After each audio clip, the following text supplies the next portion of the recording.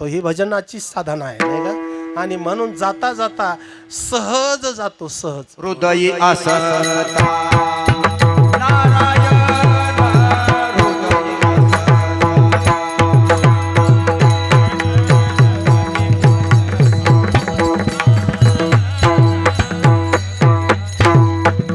अंतकाळी दुःख नाही येता जाता गर्भवासी दुःख नाही येता जाता, गर्भवासी दुःख नाही येता जाता, गर्भवासी दुःख नाही येता जाता.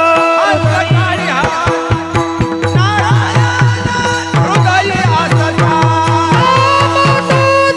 हृदयी असता, हृदयी असता.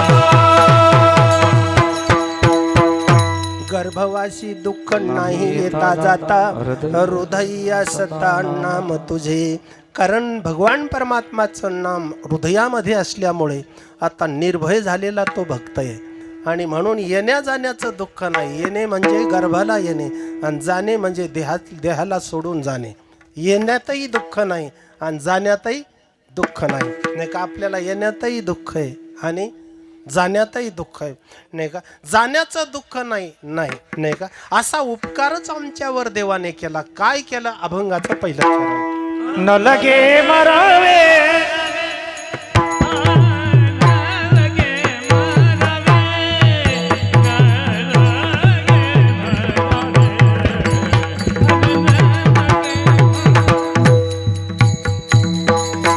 न लगे मरावे, न लगे मरावे, न लगे मरावे.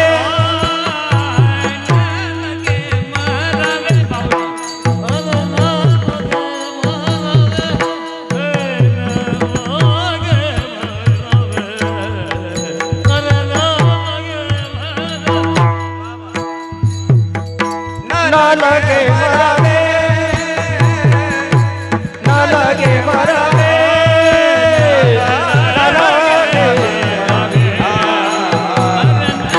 न लगे मरावे.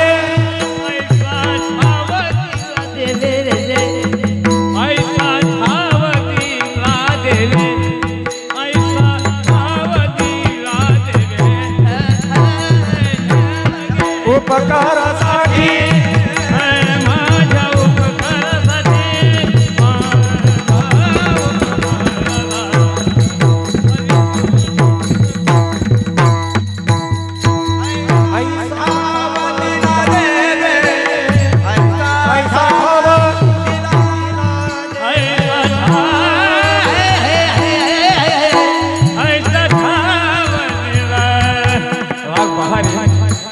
बाबा सुंदर गायतो.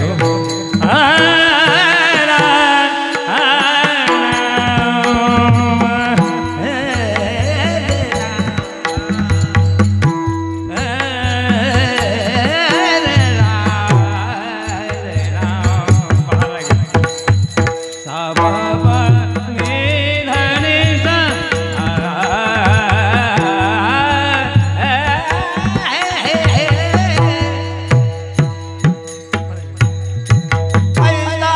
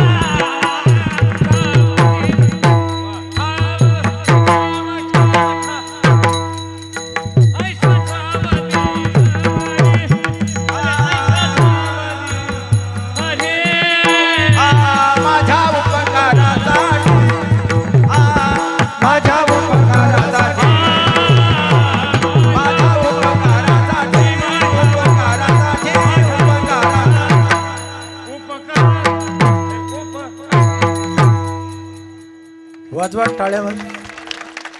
आता या प्रमाणाचा अर्थ लौकिक अर्थाने असा केला तरी काही वावगं ठरणार नाही, नाही का? कसा सांगतो? आमच्या या सर्व बसलेल्या मंडळीच्या वतीने मीही देवाला हीच मागणी करतो की न लगे मरावे. अशी ही मंडळी ही सर्व न लगे मरावे. बाबाजी महाराज असे गोड म्हणायचे बहार लागे तर बहारच्या लाग आनंदाचा बहार आला पाहिजे. नाही आहेच, कारण तसा आनंदच निर्माण होतो ना त्याच्यातून. कारण गायन एक ब्रह्म आहे ना, त्याला नाद ब्रह्म म्हणतात, नाद ब्रह्म, नाही का? हां, कारण ब्रह्मनाद उपनिषदामध्ये आता ते बरंचसं आहे त्याच्याबद्दलचं चिंतन. पण आता भाऊ माझा थोडासा विषय, नाही का, काही विशिष्ट त्या ठिकाणी विषयाचं बंधन असल्यामुळे आपल्याला इकडं तिकडं प्रवास करता येत नाही. त्या दृष्टीने थोडंसं या ठिकाणचं चिंतन आहे. महाराज तुकोबाराय म्हणतात, देवाने मला असं केलेलं आहे की आता मरावे न लगे, म्हणजे मरण राहिलेलं नाही. अशी जागा मला देवाने दिली. कारण देवाने त्याच्या जवळ जागा दिल्यामुळे, त्याच्या स्वरूपात वास्तव्य करता आल्यामुळे आता मरावे न लगे, नाही का? एवढ्यावर आता बरंचसं चिंतन करता येईल वेदांताच्या दृष्टीने. कारण माणसाला जन्म आणि मरण हे कशामुळे? तर केवळ त्याच्या नकळतेपणामुळे. कारण अज्ञानामुळे एवढं वाढलेलं आहे. कारण ज्याचं अज्ञान गेलं त्याला जन्म मरण नाही, पण अज्ञान आहे त्याला जन्म मरणाचं दुःख आहे, बरं का? अज्ञान म्हणजे काय भाऊ? कळत नाही त्याला अज्ञान म्हणायचं, आणि कळतंय त्याला ज्ञान म्हणायचं. अर्थ सोपा आहे. अज्ञान कशाला म्हणतात? कळत नाही. आपल्याला कळत नाही त्याला काय म्हणायचं? अज्ञान म्हणायचं, नाही का? आपल्याला कळत नाही हे कळतंय का? पण नाही का? हे आधी कळालं पाहिजे, नाही का? आपल्याला कळत नाही हे आधी कळालं पाहिजे, नाही का?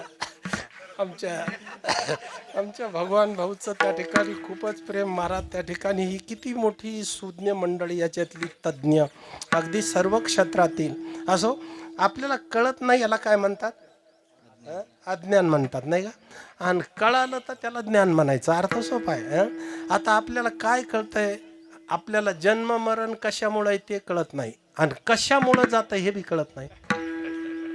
कशामुळं भोगायलो हेही कळत नाही, आणि त्याची निवृत्ती कशानं होते हे सुद्धा कळतच नाही. आता हाही विषय बराच आहे, पण थोडंसं या संदर्भातलं त्या ठिकाणी चिंतन पुढे असल्यामुळे मला धावत्या वेगाने याच्यातील प्रवास करावा लागेल. आणि जवळपास दादा टाईम संपलेलाच आहे, 1:15 व्हायला लागले. पुढे जाऊ द्या ना, 5-10 मिनिटं पुढे जाऊ. हो, नाही जाताच नाही. कारण आता पुढे जाणारच आहे. हो, आपल्या घरचंच गोष्ट. तर हो ना गुरुजी, आहे ना तसं. तर महत्त्वाचा मुद्दा असा, आता आपण सगळे घरचेच आहेत, एकाच घरचे आहेत सर्व, एकाच शाखेचे आहेत, म्हणून तर त्या ठिकाणी हा आनंद घेता येतो ना, नाही का? कारण याच्यात जर त्या ठिकाणी आपले घरचे नसते तर एवढ्या घरच्या घरी एवढा आनंद भोगता आला नसता, नाही का? असो, तर थोडक्यामध्ये त्याचं चिंतन या ठिकाणी असं आहे. म्हणून नासावे अज्ञान. म्हणून नसावे नासावे अज्ञान. इतके केले कृपादान, कृपाळू जनार्दन नाटक. तर म्हणून काय नसावं? अज्ञान नसावं. कारण म्हणून हिच्या पाठीमागे बरंच आहे. काय म्हणून अज्ञान? तर अनेक अडचणी त्याच्या पाठीमागे. म्हणून काय? अज्ञान. अज्ञान म्हणूनच अज्ञान. लक्षात असू द्या, अज्ञान आहे म्हणूनच अज्ञान. एवढंच म्हणून खूप झालं. एवढं म्हणणं खूपच झालं. अज्ञान म्हणूनच काय? अज्ञान, नाही का? ज्याला ज्ञान आहे म्हणून अज्ञान, अशी संगतीच नाही ना. का पाठीमागे त्या ठिकाणी असा प्रयोग करा, ज्ञान म्हणून अज्ञान नाही, नाही का? अज्ञान म्हणून अज्ञान आहे. ज्ञान म्हटल्यावर अज्ञान नाही. सूर्य उदय झाला म्हणून अंधार नाही, नाही का? झाला नाही म्हणून अंधार, नाही का? तसं ज्ञान आपल्याकडे नाही म्हणून अज्ञान, आणि अज्ञान म्हणूनच मरण. हे जे मरण आहे ना पुढे, हे कशामुळं? अज्ञानामुळे. हे पहा, त्या ठिकाणी जन्म मरण याला खरं म्हणणे हेच अज्ञानाचा पगडा आहे. जन्म मरण, आता थोडासा विचार करा, जन्म आणि मृत्यू हे शरीराला आहेत, जीवाला आहे की आत्म्याला आहेत? होय, कोणाचे ते? शरीराला आहेत. जीवाला आहेत का? जीवाला नाही आणि आत्म्याला तर नाहीच नाही. कारण भगवानच स्वतः त्या स्वरूपाचं चिंतन करतात. काय करतात? हं? न जायते म्रियते वा कदाचिन्नायं भूत्वा भवितावान भूयाः अजो नित्य शाश्वतो अयं पुराणो न हन्यते हन्यमाने शरीरे न जायते म्रियते वा कदाचिन्नायं भूत्वा भवितावान भूयाः. नाही का? म्हणजे आत्मस्वरूपाच्या बाबतीत विचार केला तर जन्म मृत्यू त्याला खबरच नाही. आता जीव का फिरतो? त्याच्याकडे कर्मय म्हणून फिरतो. देह पडतो नाही का काळामुळे, जीव फिरतो कर्मामुळे आणि आत्मा कळतो ज्ञानामुळे. ध्यानात ठेवा. नाही का? ज्ञान झालं नाही तर स्वरूप कळणार नाही आणि कर्म संपल्याशिवाय जीव थांबणार नाही. कारण त्याला सारखं येणं जाणं करावं लागतं. कशामुळे? त्याचं ते कर्म या शरीरातून त्या शरीरात, त्या शरीरातून या शरीरात. आणि कर्म घेऊन आल्यानंतर ते अनुकूल कर्म भोगाला येईल असं नाही. महाराज प्रतिकूल कर्म भोगाला घेऊन येतो. प्रारब्ध भोगाला निघालेलं सगळ्यासाठी अनुकूल असेल असं मात्र नाही. नाही का? बघा, काहीला इथं आल्याच्या नंतर संसारात दैनंदिन दुःख असतं. त्याचं कारण काय? त्याचं भोगाचं कर्म त्या ठिकाणी चांगलं नाही, म्हणजे प्रारब्ध चांगलं नाही वगैरे वगैरे. प्रारब्धवाद बराच आहे. पण आता जास्त वेळ याच्यात गेलं तर ऐकणारे म्हणतात आजचं आमचं ते प्रारब्धच तसं नाही का? ही त्या ठिकाणी हेही आक्षेप समोर येण्याची दाट शक्यता आहे. आणि म्हणून त्याच्यासाठी थोडक्यात चिंतन असो तसं होतं ना, तर तसा प्रकार आहे. म्हणून महाराज थोडक्यामध्ये जाता जाता चिंतन एवढंच आहे, मृत्यू फार त्या ठिकाणी अवघड आहे. आणि मृत्यूच्या वेळी महाराज त्या जीवात्म्याला त्या शरीरातून काढतात. कारण ते आलेले बरं यमाचे दूत, आणि 97 मिनिटात यमपुरीला नेतात. किती मिनिटात? 97 मिनिटात. इथून यमपुरीचं अंतर म्हणजे 15-20 किलोमीटर आहे असं नाही. 86,303 योजन आहे. एका योजनमध्ये 4 कोस असतात. किती? 4 कोस. 86,303. दुकानदार एकदा विठ्ठल विठ्ठल म्हणल्यावर सांगता का? तर एवढं त्या ठिकाणी काय आहे? अंतर आहे. आणि एवढा अंतराचा प्रवास त्या जीवात्म्याकडून यमाचे दूत फक्त 97 मिनिटात करतात. किती वेळात नेतात त्याला? 97 मिनिटात. 2 मिनिटं यमधर्माच्या समोर नेऊन उभं करतात. एवढ्यातच तो विचारतो, सांग अशी चूक का केली? का बरं? तुला साधू संतांनी सांगितलं नाही का पाप चांगलं नाही? आणि पाप करत असताना पुढे कोणी विचारणार नाही असं तुला वाटत होतं का? अरे पुढे विचारणार आहे, पुढे आहे पुसता असं वाटायला पाहिजे होतं. पण असं वाटायला एखादा साधू भेटायला पाहिजे होता. नाही, असं वाटत नसतं. आपल्या प्रवासात आपल्याला कधीच असं वाटत नाही. वाटल तर सत्संगातच वाटल, इकडं आल्या वाटल, आणि वाटल तर ते सुटल बरं. कशातून? या प्रतिबंधातून सुटल वगैरे वगैरे आहे. आणि अशी त्या ठिकाणची परिस्थिती. परत 2 मिनिटातच चेक करतात त्याची कीर्द खतावणी आणि रिटर्न पाठवतात. 13 दिवसपर्यंत तो जीवात्मा दारावर राहतो. तिथलची भयानकता पाहिल्यामुळे आता तो खिन्न असतो, सूक्ष्म देहाने असतो, आता स्थूल देह. आणि म्हणून नाही का शास्त्रकार असं म्हणतात, तो जीवात्मा परत येण्याच्या अगोदर त्याच्या शरीराचे संस्कार झाले पाहिजे. म्हणजे 3.25 तासातच त्याला अग्नी दिला पाहिजे. आता अग्नी दिला पाहिजे ते कोणी दिला पाहिजे याच्यावर शास्त्र आहे. परत त्या ठिकाणी ती चिता रचण्याचंही शास्त्र आहे. नेत असताना कसं न्यायचं त्याचंही शास्त्र आहे. हे सर्व शास्त्र आहे. पण एवढं सांगायला वेळ लागतं हेही शास्त्र आहे. कारण थोडक्या वेळात एवढं होत नाही, हेही सुद्धा काय शास्त्रच आहे. म्हणून हे सर्व. आणि शास्त्र वेळेच्या पुढे गेल्यावर ते शस्त्र असतं. काय असतं ते? शस्त्र असतं. ते कोणालाच त्या ठिकाणी पटत नाही असा त्याचा अर्थ होतो. आणि म्हणून मंडळी पुढे त्या ठिकाणी त्याच्या प्रीत्यर्थ आता जो दशम म्हणजे 10वा दिवस आहे, 10व्या दिवसाचं शास्त्र असं आहे, तिथून पुढे दानाला प्रारंभ होतो. बघा. आणि आता हे कर्मशास्त्र आहे. याच्यात उपासनाशास्त्राचे विधान वेगळे, आपल्या वेदांत शास्त्राचे विधान वेगळे. बघा, यावत जीवनभर भजन केलं तर त्याचा अहम त्या ठिकाणी वैकुंठ लोकाला जातो, भगवंताच्या जवळ जातो तो, नाही का, भजन करणारा. म्हणून त्या ठिकाणी त्याच्यासाठी हे बंधन नाही. उपासनाशास्त्र म्हणजे भक्ती. उपासनाशास्त्रातले 2 गुण विशेष आहेत, भक्ती आणि भाव. आणि हे भजनातले त्या ठिकाणी विशेष असल्यामुळे नाही का त्याचा अहम कधी स्वर्ग आणि इतरत्र लोकाला जात नाही, कारण तो भगवंताचा आवडता असल्यामुळे त्याचा अहम वैकुंठ लोकाला जातो. आणि पुढचं सांगू, त्याच्या वंशजाने त्याच्या प्रीत्यर्थ काही केलं नाही तर त्याला अधोगती होत नाही, पण त्या वंशजाची प्रगती होत नाही, नाही का. हे त्याचं कर्तव्य अभिमुख झाल्यामुळे नाही का त्या ठिकाणी तो चुकल्यामुळे आता त्याची फजिती झाल्याशिवाय राहत नाही, वगैरे वगैरे आहे. आणि आता या ठिकाणी महाराज पुढे पिंडदान म्हटलं नाही का, त्याच्यामध्ये 2-3 प्रकार आणि चिंतन आहे. कारण पिंडदानाचे त्या ठिकाणी पिंडदान त्याच्यामध्ये त्या दान करण्यामध्ये शास्त्रकाराने त्या ठिकाणी 2-3 प्रकारचे दंडक केलेले आहेत. कारण याचा यजमान कोण, पहिला कर्त्याच्या ठिकाणी श्रद्धा असली पाहिजे, सांगणाराच्या ठिकाणी मंत्र बिनचूक पाहिजे, त्याचं तंत्र बिघडलं न पाहिजे, मंत्र बिघडले न पाहिजे आणि श्रद्धा बिघडली न पाहिजे. हे 3 त्याच्यात मजबूत पाहिजे. अडचण अशी आहे, कर्त्याची श्रद्धा नाही, सांगणाऱ्याला मेळ नाही, नाही का. आणि त्या ठिकाणी अंतरी मजाच चाललंय नाही का. आपल्या अडचण नाही ना, आपल्याला काहीच अडचण नाही. अशी परिस्थिती महाराज खूप काही अवघड आहे नाही का. कारण कर्म इतकं सूक्ष्म आहे की त्याच्यात थोडंही चुकत नाही, चूक झाली तर चालत नाही. हे पहा, गंगा स्नानाला आपण गेलो आणि तिथं प्राणायाम करतात ना, मग हातावर त्या ठिकाणी पाणी घ्यायचं, मास मात्रम जलम ग्राह्यम. संस्कृतमध्ये नाही का त्या ठिकाणी मास शब्दाचा अर्थ मराठीमध्ये उडीद असा होतो. काय होतो, उडीद. म्हणजे त्यांनी पाणी किती घ्यायचं, उडीद भिजेल एवढं घ्यायचं.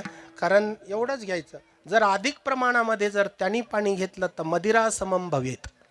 कारण त्या प्राणायाम करणाराला दारू पिण्याचं पाप लागतंय. म्हणजे त्या ठिकाणी ते पाणी पिल्याचं पाप लागतंय. तर त्या ठिकाणी असा प्रकार आहे. म्हणजे गंगेचं उदक हातावर घेऊन सुद्धा मदिरापानाचं पाप लागतंय. याचा अर्थ कर्म एवढा अवघड आहे. कर्म धर्म नव्हती सांगा, उन्हे अंग उन्हे अंग पतना, उन्हे अंग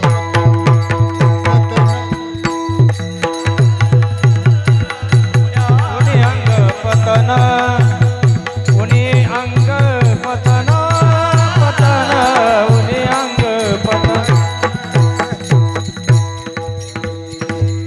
कर्म धर्म नवती सांग उन्हे अंगे पतन. महाराज सांगतात की त्याच्यामध्ये कर्म आणि धर्म याच्यातली सूक्ष्मता आहे. दोन्हीचे विधान भिन्न भिन्न आहे. धर्म वेगळा आणि कर्म वेगळा. मग कर्मातली सूक्ष्मता त्याच्यात फार त्या ठिकाणी वेगळी सांगितलेली. आणि म्हणून दोन्हीही त्याच्यात कमी अधिक झालं तर चालत नाही. पण वारकरी संप्रदाय हा उपासना तत्ववादी असल्यामुळे याच्यात भक्ती विशेष आहे. इथं सर्व चालतंय. कुठं, इकडं कीर्तनामध्ये सर्व चालतंय. इथं कुठलं बंधनच नाही. आसन व्यवस्थित असलं पाहिजे, गरजेचं नाही. बरं, त्या ठिकाणी इकडं लक्ष असलं पाहिजे. पुढचं म्हणा ना तुम्ही, तेही गरजेचं नाही, असंच ना. बरं, इथं बसल्यानंतर टाळी वाजून भजन केलंच पाहिजे. नाही, हेही म्हणजे असं इथला त्या ठिकाणी कोणता नियम नाही. म्हणजे इथं एकच आहे, कोणीही या आणि नाही का कोण्याही अवस्थेत या, आमच्याकडे त्याला त्या ठिकाणी मुक्त करतात.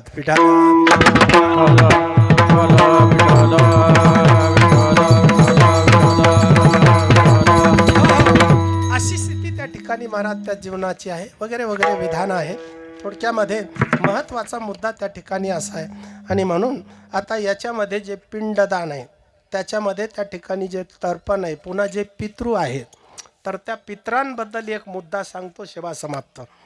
कारण तो मुद्दा यासाठी महत्त्वाचा आहे. तो म्हणजे असा आहे की आपल्याकडे बऱ्याच वेळी त्याच्याबद्दल शास्त्रशुद्ध पद्धतीनं विचार केला जात नाही. कारण तिथलं आमंत्रणाला शास्त्र नाही. कोण पितृ म्हणून आमंत्रण दिलं पाहिजे तेही त्या ठिकाणी बंधनकारक नाही. आपल्याकडे याच्याबद्दल सर्व शास्त्र आहे. कोणालाही पित्तर ठेवायचं नाही आणि कोणीही ठेवायचं नाही. ते यजमानानेच अक्षत दिली पाहिजे. तेही अक्षत दिली पाहिजे, तांदूळ नाही. ऐकणारे म्हणतील दोन्हीत फरक काय? पहा त्या ठिकाणी अक्षत म्हणजे हा संस्कृत शब्द आहे बरं का, अक्षत. कारण ज्याचे क्षत म्हणजे भेद झालेले नाही, तुकडे झालेले नाही, पूर्ण आकाराचा जे तांदूळ आहे तेच आमंत्रणाला चालतो. कोणाच्या? पित्राच्या. आपल्याकडे उद्या आता बऱ्याच वेळी आपल्याकडे हे शास्त्र पाळल्या जात नाही. कसं आहे, जर 13 पित्रांचा कार्यक्रम असेल तर एखाद्या पाहुण्याला फोन लावतात यजमान, आणि तुम्ही त्यांना सांगा 13 पाहुण्याला येता येता त्यांना टाकून घेऊन या.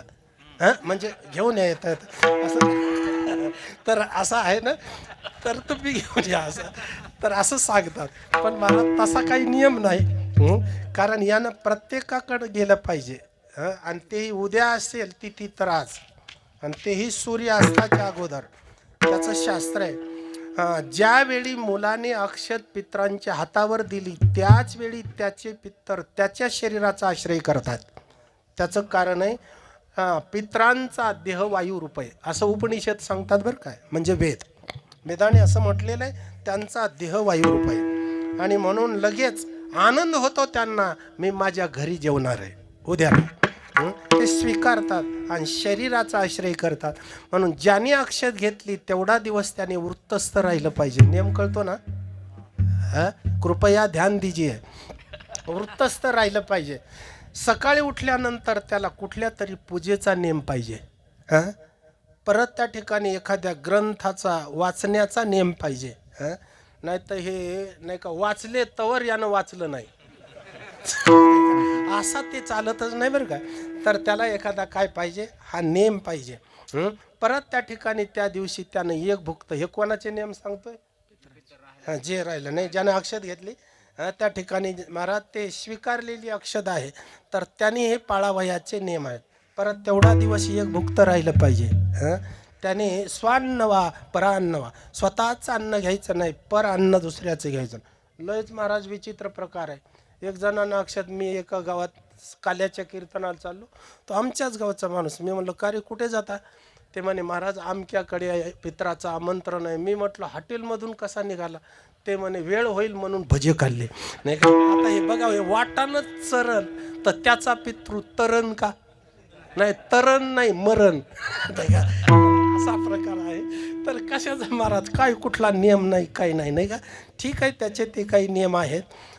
यजमानालाही काही नियम आहेत ना. त्या दिवशी त्यानं विनयतेनं राहायचं, नम्रतेनं राहायचं, अगदी त्या ठिकाणी आलेल्याचा आदर करायचा. असं त्या ठिकाणी त्यांनाही काही नियम सांगितले. आता आपल्याकडे ते येणार आहेत याच्यासाठी महाराज स्वयंपाक करायचा, तर स्वयंपाकासाठी नाही का खूप काही शास्त्र आहे. पहिला ते कोणी केलं पाहिजे, कोण्या भांड्यात केलं पाहिजे, त्याच्यात कोणते पदार्थ केले पाहिजे, कोणते न केले पाहिजे, त्याच्यात भाज्या कोणत्या असल्या पाहिजे, कोणत्या नसल्या पाहिजे. ऐकणारे म्हटले त्याच्यातल्या कोणत्या असल्या पाहिजे, नसल्या पाहिजे, पण तयार झालेले जेवू दिलं पाहिजे. काय काय नाही का, ते जे असतील ते असतील, पण महाराज टाईम झाला, ह्या तयार झालेले जेवू द्या, त्या राहिलेले राहू द्या. तर असा काही प्रकार आहे. तर महाराज खूप काही आहे, सांगतो की सांगतो. तर ते भाज्या अशा टोटल शास्त्राने. आता भाज्या किती भाज्या आहेत असं होय, तुमचं काय मत आहे? भाज्या किती असतील अशा टोटल भाज्या? कारण आपल्याला एवढ्या भाज्याचा परिचय का नाही?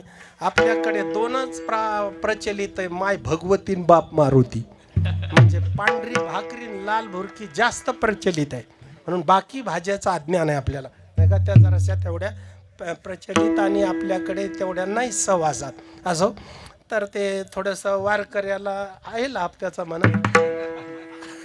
आमचे टाळकरी हे ते महाराज मंडळी यांच्या बाबतीत तेवढा त्या ठिकाणी नाही का तेवढा विचार करण्यासारखं नाही, नाही का? जिजा आहे ना तसं. तर अशी परिस्थिती आहे. तर असं काय असायचं, तर थोडक्यामध्ये नाही का शास्त्राने 56 भाज्या सांगितल्या. किती? 56. त्याच्यापैकी 33 पित्राला चालत नाहीत. किती? 33 चालत नाहीत. पण आता चालत नाहीत अशा कोणत्या त्या नंतर सांगतो. आज कोणती केली ती आधी मला सांगा. होय, कारण मी आता ते विचारल्याशिवाय सांगायचं नाही. कारण त्याच्यामुळे मला अडचण झाली सुभाष महाराज एका गावात, नाही का? कारण मी 5000 लोकांचा स्वयंपाक त्यांनी केली, भाजी ती बी सांगत नाही आता कोणती ते. भाजी केली आणि तर ती भाजी केली आणि केल्याच्या नंतर कीर्तन फेटा काढायच्या अगोदर यजमान समोरच येऊन उभे टाकले. म्हणले महाराज 5,000 लोकांचा स्वयंपाक आहे, भाजीचे एवढे दोष सांगितले. कारण त्याच्यासाठी किती अरिष्ट आहे, किती अनिष्ट आहे, नाही का, त्याची किती गती बिघडते, ती भाजी त्या ठिकाणी केल्यानंतर काय अडचण होते, एवढं सांगितलं. आता फेकून द्यायची का? आता याची वाट काय लावायची? मी म्हणलं माझी लावतो काय आहे, अवघडच ग्राहक आहे, नाही का, काय नेमकं काय. आणि मग महाराज बरं आता हे पा महाराज तसा निघाव तर पुढचं राहिलं. म्हणजे लक्षात आलं ते आपल्याला त्याचा अभ्यासच आहे ना. तर अशी परिस्थिती आहे. आणि मग महाराज ते मी म्हटलं भाऊ तसं नाराज होऊ नका, मी तुमच्या बाजून आहे ना, नाही का.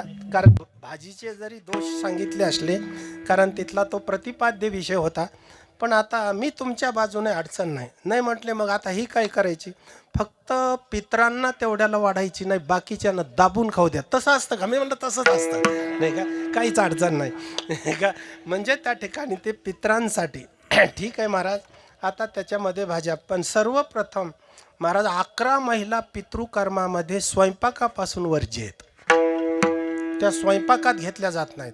आता प्रथम ऐका, जी विधवा महिला आहे तिने पित्राचा स्वयंपाक करायचा नाही. रजस्वला स्त्रीनं लांबून पाहायचा नाही, तिची दृष्टी इतकी अपवित्र आहे, ती स्वयंपाकावर आली की स्वयंपाक अपवित्र होतो, रजस्वला स्त्रीचं. आता ज्यांची पत्नी रजस्वला आहे त्यांची जर तिथी असेल तर त्याच्यासाठी शास्त्र काय हे स्वतंत्र आहे, बरं का. ठीक आहे, पण तिने लांबून पाहायचं नाही असं शास्त्र आहे. बरं, आता लांबून पाहायचं नाही अशी कोण, तर हे श्वानाची दृष्टी सुद्धा अपवित्र आहे, त्याचीही स्वयंपाकावर पडू नये. कारण श्वान कळतो ना, कुत्र्याची दृष्टी. कीर्तन सुटल्यावर एक जणांनी मला विचारलं, महाराज स्वयंपाक घरात असतो आणि कुत्रे रोडवर असतात, त्याचा आणि याचा काय संबंध? मी म्हटलं काही कुत्रे घरातच असतात. काय असतात की नाही भाऊ, काही घरातच असतात. काही ठिकाणी तर अशी परिस्थिती ते 2च कुत्रे घरात असतात. असो, तर असा प्रकार आहे, म्हणजे ते श्वान. पण आता शास्त्राने असं म्हटलेलं आहे, ज्याची दृष्टी घाण ईशे बोली जे श्वान. मग माणूस असला तरीही ज्याची दृष्टी अपवित्र आहे त्याला शास्त्रकाराने श्वान म्हटलेलं आहे. म्हणजे इतका दोष आहे त्याच्या दृष्टीमध्ये. असो, मग त्या ठिकाणी महाराज ते श्वानाची दृष्टी सुद्धा येऊ नये. परत आपला स्वयंपाक चालू आहे, एवढ्या वेळी जर आता आपल्या गावात डुक्कर आहेत का? तुमच्या गावात डुक्कर नाही? गावातच डुक्कर नाही का? नाही ना, रानातले रान डुक्कर आहेत ते राहू द्या, ते उसाचे आहेत, ते उसाचे. हे गावातले माणसातले तर त्या ठिकाणी नाहीत ना. नाही, ठीक आहे, चांगलं आदर्श गाव आहे, काही अडचण नाही. म्हणून तर पंढरीपासून आले नाही मंडळी, नाही का. तर असं महत्त्वाचा मुद्दा असा की ते जर आले तर काय करतात, शास्त्र आहे नाही का. स्वयंपाक चालू आहे त्याच्या जवळ येऊन त्या स्वयंपाकाचं अवघ्राण करतात. अवघ्राण म्हणजे असा श्वास घेणे, असं घेतलं की ते स्वयंपाक अपवित्र होतो. घ्राणेन सुकरम हांती, शास्त्र आहे बरं का. म्हणजे सुकरम घ्राणेन हांती, म्हणजे सुकर म्हणजे ते डुक्कर आहे, आणि त्याने जर अवघ्राण केलं, वास घेतला आपल्या भाषेत, तर ते पूर्ण स्वयंपाक अपवित्र होतो. एक दुसरा प्रकार आहे, आपला स्वयंपाक चालू आहे आणि तेवढ्यातच ते कुकुट आला, कोंबडा, आणि त्याने फडफड केलं. पक्षवातेन कुकुटाहा, म्हणजे ते कोंबडा आला आणि त्यांनी फडफड केलं, त्याच्या वाऱ्याचा, पंखाचा जो वारा आहे त्याने सुद्धा स्वयंपाक अपवित्र होतो. ध्यानात ठेवा. आता त्याच्या पंखाचा वारा इतका अपवित्र आहे तर पंख किती अपवित्र, मग पंख एवढे अपवित्र तर ते किती अपवित्र, आणि ते एवढा अपवित्र तर त्याचा यजमान किती पवित्र. कळलं ना काही? ठीक आहे, नाही का. असा महाराज त्या ठिकाणी अवघड प्रकार आहे, म्हणून त्याच्या पंखाचा वारा त्या ठिकाणी लागू नये. पक्षवातेन कुकुटाहा, शास्त्रकार सांगतात, श्वान म्हणजे श्वानाची जी दृष्टी आहे ती त्या ठिकाणी अपवित्र आहे. आणि याही पेक्षा चतुर्थ पादात जे लक्षण केलं श्लोकाच्या ते फारच मोठं त्या ठिकाणी चिंतन करण्यासारखं आहे. माणसामध्ये दुर्जन मनुष्य जो आहे त्याच्यासारखा विटाळी या तिन्हीपैकी कोणीच नाही. म्हणून दुर्जनाच्या अंगात अवघा विटाळ आहे ना असं. कारण किती विटाळ आहे, रजस्वला सुद्धा त्याच्यापेक्षा लय कमी आहे, असा त्याचा त्या ठिकाणी अर्थ होतो. दुर्जनाची अंगी अवघाची विटाळ. महाराज सांगतात अवघा विटाळ त्या ठिकाणी त्याच्याकडे आहे, असं त्यावेळी चिंतन आहे. ठीक आहे, तर हे कोणापासून आहे, कोणाकोणाचा दोष आहे हे सांगितलं. आता आपल्याकडे स्वयंपाक करायचा ते कोण्या भांड्यात केला पाहिजे, तर त्याच्यासाठी लोह धातूचे भांडे वर्ज्य सांगितले. लोखंडाचा भांड हे पितरांच्या स्वयंपाकात चालत नाही. किती अशुभ आहे त्याच्यावर शास्त्र सांगतो. हे पहा, यजमान त्या ठिकाणी पूजेला बसला आणि दोघंही सांगणाराही पूजा सांगाय बसलेले आहेत. दोघं दोन पाटावर आहेत आणि त्या पाटाला जर खिळा असेल लोखंडाचा तर सर्व पूजा व्यर्थ होते म्हणे. आता पाटाला तर असतातच ना, काय खिळे असतातच.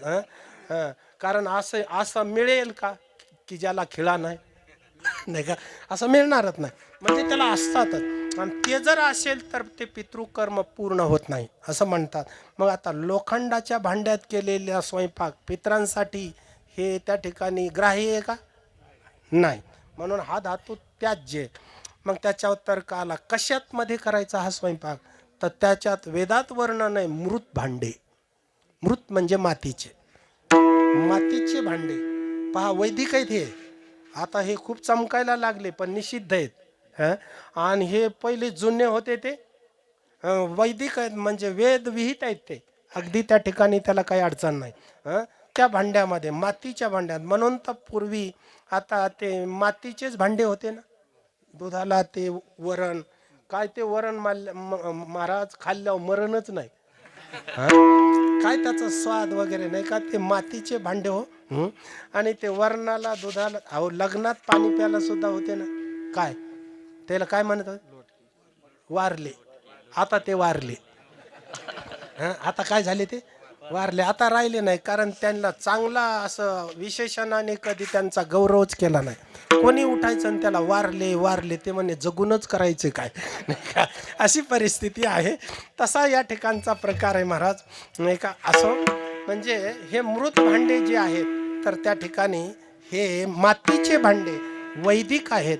लोह हा धातू आपल्याकडे निषिद्ध मानलेला आहे, नाही का. असो, आता कोण्या भांड्यात करायचे याच्यामध्ये आता काय केलं पाहिजे आणि काय न केलं पाहिजे याच्यावरती बराचसा विचार आहे. टोटल भाज्या 33 आहेत आणि 33 भाज्यांचे जर निषिद्ध वर्णन करायचं म्हटलं तर आता 5 वाजतील आपल्याला, किती. म्हणून आता ते खूप झालं, इथपर्यंत आपण चिंतन केलेलं आहे. महत्त्वाचा मुद्दा त्या ठिकाणी असा, एका मातेच्या निमित्ताने नाही का हा सेवेचा या ठिकाणी आलेला नाही का योग आहे. आणि योगाने तुमच्यासारखी या ठिकाणी महाराज गुणीजन मंडळी, महत्त्वाचा मुद्दा एवढाच या ठिकाणी सांगावयाचा आहे.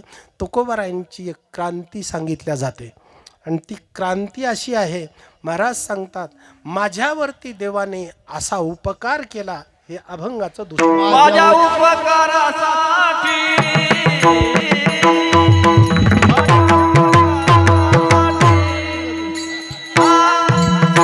माझ्या उपकारासाठी रे, उपकारासाठी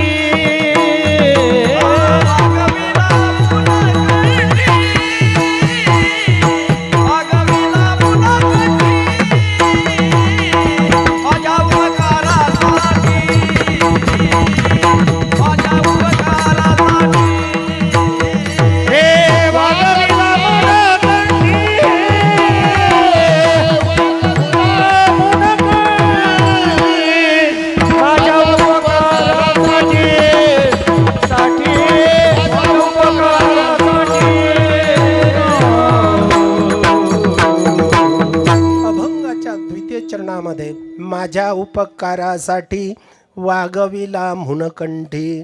कारण म्हणून मी माझ्या कंठस्थ त्या नामाला धारण केलं. त्याचं कारण काय, त्याची कारण मीमांसा अशी आहे, माझ्यावर त्याने खूप मोठा काय केला, उपकार केला. महाराज काय उपकार तुमच्यावर केला? ते म्हणतात मला जागा दिली. अहो जागा कुठं दिली हे तर सांगा. अभंगाचं 3रं चरण. घरी दिला ठाव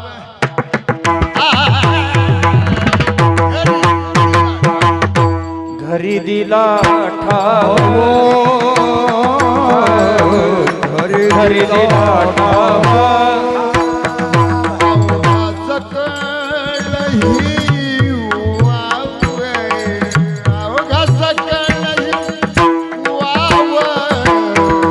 माझ्या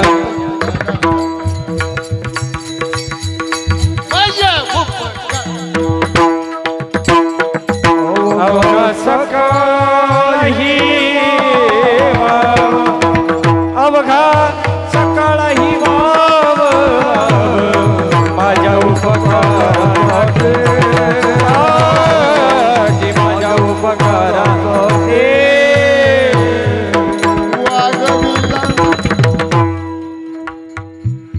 वागविला मुल कंठी कंठी कंठी कंठी वागविला वागविला मुला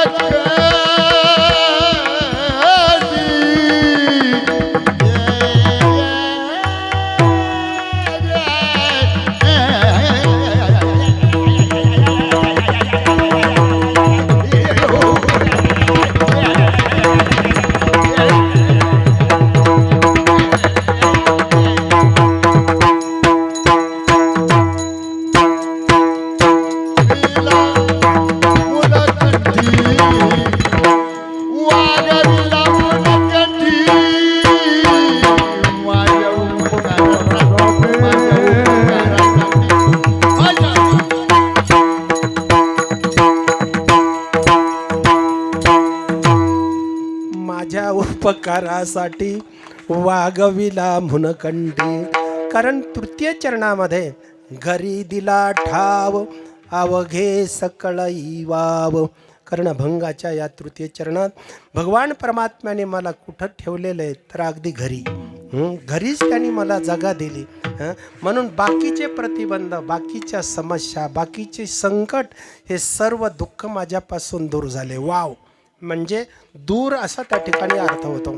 ठीक आहे. आता याहीपेक्षा पुढची अवस्था तर अशी आहे की आता देव आणि मी वेगळे राहिलोच नाही. अभंगाचं शेवटचं तू का माने एकटाये तू का माने एकटाये तू का माने एकटाई ठाई माने एकटाई गेले माझे तुझे नाये गेले माझे तुझे नाये माझे उमराला साडे माझ्या उमराला साडे केले माझे तुझे नाही केले माझे तुझे नाही माझ्या उपकारासाठी माझ्या उपकारासाठी वागवील मनोकंडे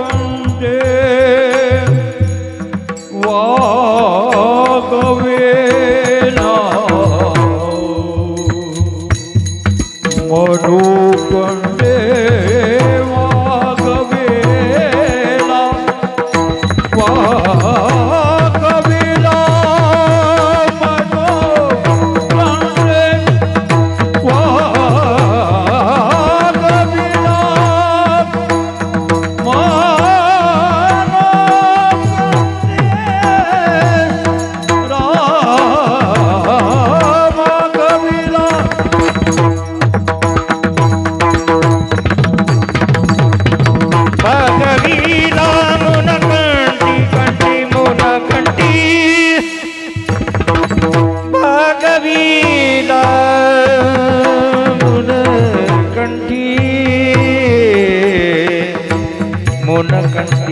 वागविला मुनगंटी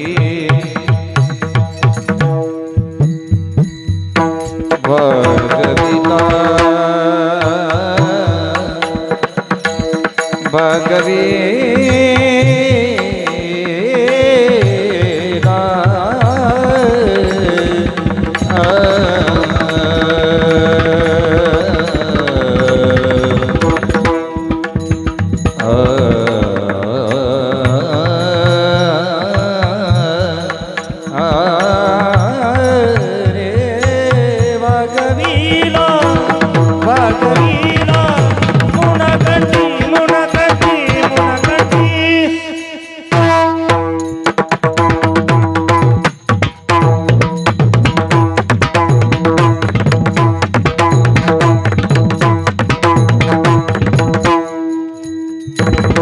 विला मुलाकटी वागविला मुलाकटी